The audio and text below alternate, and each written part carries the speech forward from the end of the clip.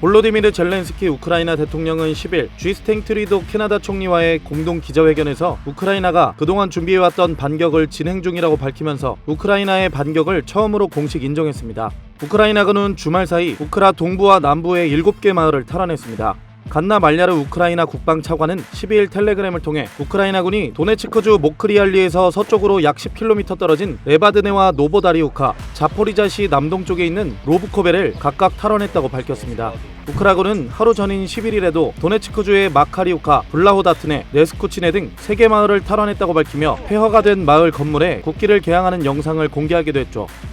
우크라이나군이 반격을 위한 12개 연대를 구성하는 동안 러시아군은 겹겹이 방어망을 쌓아 요새를 만들었습니다. 영국 텔레그래프가 입수해 11일 공개한 위성사진에선 러시아군이 지뢰밭과 대전차 도랑, 참호 등 3중 방어선을 구축해놓고 반격에 대비하고 있는 모습이 확인됐습니다. 그러나 우크라군은 주저하지 않고 적 참호를 향해 돌격했습니다. 도네츠크에서 촬영된 영상에선 험비 차량 2대에 나눠 타고 러시아군 참호 근처에 도달한 우크라군이 기관총과 수류탄 등으로 기선을 제압하며 접근하는 모습을 확인할 수 있는데요. 우크라군은 몇 분 만에 참호를 점령했고 러시아군은 참호를 버리고 달아나기 바빴습니다. 미국 싱크탱크 전쟁연구소는 11일 우크라이나군이 남부 자포리자주에서 러시아의 TOS-1A 열압력탄 발사대 최소 한 쌍을 파괴했다고 밝혔습니다. 러시아군이 TOS-1A로 발사하는 열압력탄은 초고온 폭발을 일으키는 무기로 파괴력이 강력하고 무차별 살상으로 이어져 비윤리적인 대량 살상 무기로 간주되는데요.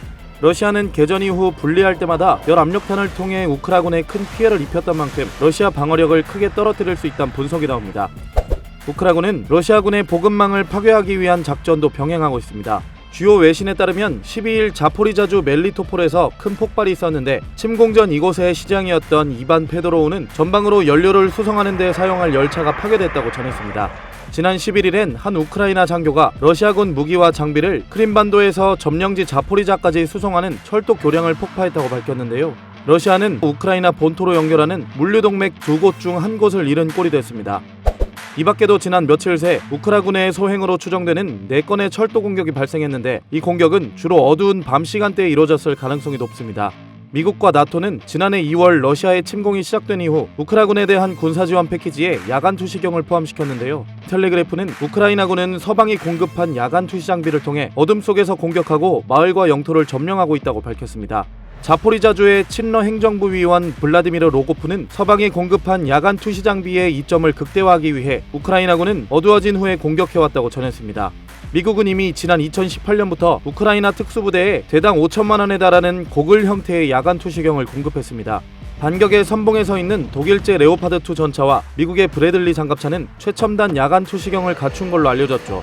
텔레그래프는 전 왕립 제1전차연대 사령관 브레튼 고든의 말을 인용해 방어하는 입장에서 전차가 어둠 속에서 움직이는 소리를 듣고도 볼 수 없다는 두려움을 갖게 될 것이라고 전했습니다.